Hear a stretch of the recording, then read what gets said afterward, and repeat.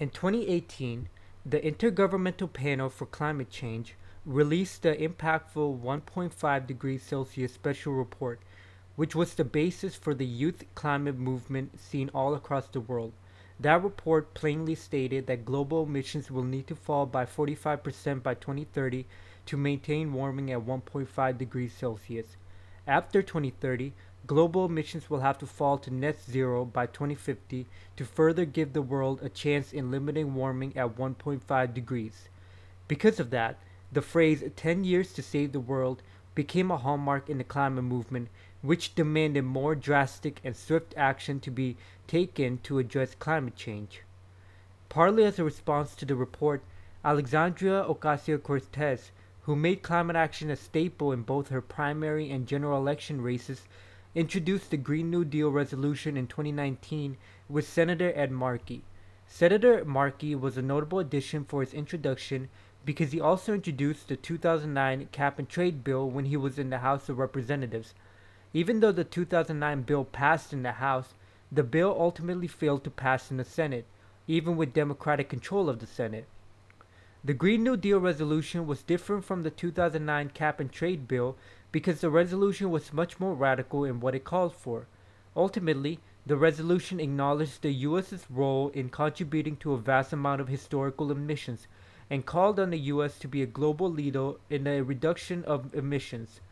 The resolution was also radical because it rightfully paired climate action with the fight to obtain cleaner and more stable union jobs, including training and employment opportunities for workers in the fossil fuel industry.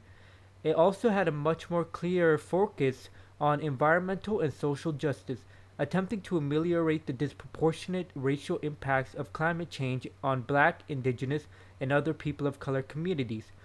The resolution was the first of its kind, and it caused global progressive leaders to call for their own versions of a radical climate action plan in their own respective countries also, the most notable one being Jeremy Corbyn, who called for such a plan ahead of the 2019 UK general election. The Green New Deal resolution, I feel like I've already said that 500 times in this video, is a mostly good framework for the sort of things that the US needs to achieve to stave off the worst effects of warming. I certainly think that it's ambitious and drastic enough to achieve its goals, and it adequately moved the Overton window to the left, redefining what falls into the realm of climate action. That was nice and absolutely welcome because I was sick and tired of the debate being solely one of carbon taxes or cap and trade. But even though I think the overall framework is great and something that we need, there's one problem that I do have with it, and it's something that can turn into a massive problem if the left in the US fails to take it into account. The problem is, if the US and the global north in general can't properly lower their consumption habits and engage in aspects of degrowth, the Green New Deal has the potential to be a front for green imperialism. Simply, to sustain the lifestyle of an average US citizen in a greener way and to obtain the massive amounts of resources needed for that lifestyle, the US will need to extract resources from where they are the most abundant. And a lot of the time, where they are the most abundant is not in the US. If we're looking at the country's history, that can mean that the rush to obtain those resources can be imperialistic, either physically or economically. And that's a mistake that the Green New Deal can't make. The shortcoming of the Green New Deal resolution. As mentioned earlier, there are a lot of elements of the Green New Deal resolution that I agree with, especially when it comes with environmental justice and workers' rights. In fact, the Green New Deal calls for the public to receive some forms of ownership stakes and returns on investment from green technology, which all I can say is nice. As I said, however, if the Green New Deal doesn't take into account how the resolution itself can affect the global south, then it can easily be used as a front for imperialistic ambitions for the future.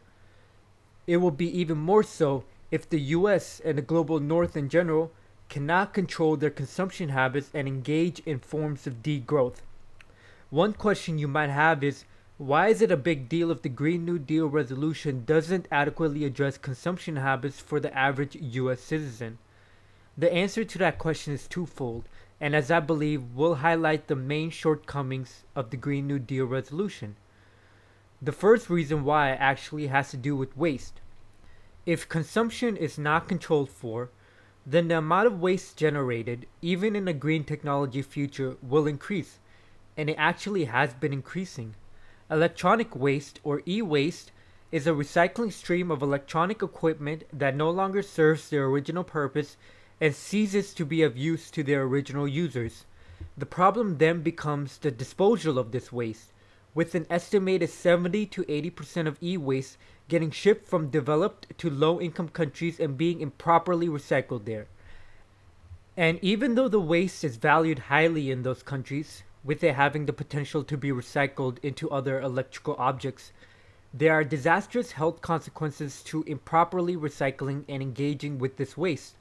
The first ill health effect comes from pollution, with the toxic metals and organic pollutants from e-waste releasing to the environment, which has disastrous consequences to the air, soil, and water sources of an area. This exposure to toxic substances leads to increases of cancer and non-cancer risk at e-waste sites. This increase harms the most vulnerable of the population also. For instance, since women are disproportionately represented in the e-waste sector, they are highly exposed to and affected by toxins from e-waste. This exposure can also lead to fertility problems, for exposure to lead and mercury within the first trimester may affect fetal development, resulting in potential neurobehavioral development problems, low birth weight, or spontaneous abortion and birth defects. If you want to know what that has to do with green technology, then just remember that solar cells and electric vehicle batteries contribute to e-waste also. The second problem that comes from not addressing the consumption issue is the amount of resources needed to switch to a green energy future, while also maintaining the average American lifestyle. It's safe to say that to create the vast amount of panels, batteries, turbines, and everything needed for a clean energy future, there will be resources needed to make those things. Obviously, it's nice to imagine a future of global collaboration, where the sovereignty of nations are respected, and the workers of those nations own the resources they extract to sell at a fair price to any other nation or company. If we travel back to reality, however, it's not hard to imagine a world where the attainment of those resources are brought about by imperialism. The evidence of that is basically the last half of the 1900s and the beginning of the 2000s. The coup that deposed Iran's democratically elected leader Mohammad Mossadegh is an example of that. In its entirety, the Green New Deal resolution doesn't have a strong international outlook in its policy goals, other than the mention of financial aid and technological transfers to developing countries. Even though I agree with those policy prescriptions if they're ambitious enough, and if they successfully entail what I refer to as climate reparations, if any Green New Deal doesn't address capitalism and other forms of oppression, then it can be seen as merely green colonialism to people in the developing world. Vijay Kulanjavadi and Ashish Kothari write about the potential pitfalls of any Green New Deal that is not fiercely rooted in internationalism. They write a two-part article in the leftist journal Jamhur, and you can find both parts in the description below. One salient point that they make, and which goes back to the resources question that I mentioned before, is the fact that the Green New Deal can potentially fuel the same quest for cheap raw materials as well as black and brown laboring bodies that are paid basically nothing for their labor. I will also add that within countries, there's also the potential to displace vulnerable people from their homelands and essentially harm their well-being and rights. An example of that are the indigenous Sami people, a population of which live in Norway. Those people have reindeer herding rights in the mountainous regions of Norway, but those lands are now increasingly experiencing large-scale wind power projects. Those projects, as a result, are affecting the Sami's people's ability to herd reindeer, and by doing so, the Sami people viewed these projects as colonial and a continuation of a history of dispossession from their lands and culture. On a global scale, there's a trend of finance-rich and resource-poor countries looking towards resource-rich countries to fuel their needs. This has historically been the play for the usual imperialist powers, taking the form of coups, the usual colonialist expansion projects, and increasingly in this age, economic warfare. There's no reason to think that those countries in the imperialist core will stop, unless there's a massive political reshuffling in those countries. In fact, there was a coup that took place recently in Bolivia, a country with great amounts of lithium as a resource. Other than those usual suspects in imperialistic endeavors, countries like China and India have been engaging in land-grabbing purchases to cheaply obtain essential resources also. As Vijay Kolanjavadi and Ashish Kothari mentioned, however, direct comparisons between the global north and global south powers can't be made because the countries of the global north have much more economic potential to carry out their visions for a Green New Deal because of great spending ability that stem from high credit ratings, whereas a lot of global south countries don't have that potential because of IMF-induced debt that stemmed from forced neoliberal policies. Thus, without addressing the consumption issue, a Green New Deal has the potential to succumb to green colonialism, as the resources needed to greenly power an average American and Western European life simply cannot come from finance-rich countries. There is a need, then, for a decrease in consumption for the richest people in the world, and that can only be brought about by degrowth.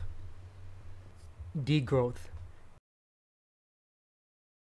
Degrowth, as defined by ecological economist Georgios Kallis, is the equitable reduction of a society's throughput, materials and energy used by that society, what it extracts and processes and transports, and what it wastes. The concept of degrowth in its essence applies to the overall reduction of consumption and waste within a society and also of economic output. This essentially means that some economies will not grow any much longer. Instead, they actively stop their growth and even shrink in terms of GDP. It's hard to conceive of that in our world today, where the capitalist mindset of growth infiltrates just about any country on the planet, with GDP being the primary measure of an economy's health. Thus, some people who are uncomfortable with the concept of degrowth and the shrinking of economies that it calls for tend to go a different route, essentially calling for a decoupling of economic growth and material waste and environmental destruction that a growing economy creates.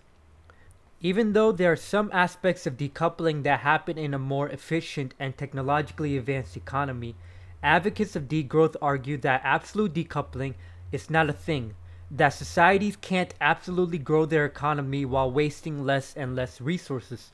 There is also the argument that degrowth is the most feasible and less risky way to maintain 1.5 degrees Celsius by 2030. Degrowth as a concept can seem scary to a lot of people, especially to middle to upper class people in the global north who are accustomed to relatively comfortable lives compared to, frankly, everyone else. There's an assumption that people living under stagnant economies live miserable lives without access to necessary resources. That assumption is true if you look within our capitalist world, where resources are not adequately shared and redistributed to help all people. But if we allow ourselves to step outside of capitalism and envision a post-capitalist world, there's no reason to infer that people will live miserable lives if there's some sort of cap on economic growth. Economies of zero or negative growth can be economies of lower working hours, economies that control consumption by repairing, sharing, and downscaling products and services, and where social, physical, and mental well-being is emphasized above all else. Lives might actually be improved in that type of society, especially if you look for examples from non-capitalist societies.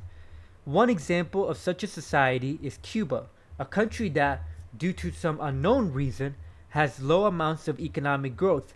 The country, however, is not nearly as bad to live in as some people are led to imagine. Beginning in the 1990s, as a response to the collapse of the Soviet Union, Cuban leaders experimented with the principles of degrowth without explicitly embracing it. That same period saw a decline in their overall ecological footprint, but also saw a rise in major public health indices. Maternal and infant mortality, diabetes rates, and obesity rates all plummeted in Cuba, and that was all brought about by a strong emphasis on policies that emphasize public health, social and economic equality, and safeguards against private accumulation and corporate interests. On a much smaller scale, there are societies that model our hunter and gatherer past that have unique relationships with the concept of scarcity and abundance.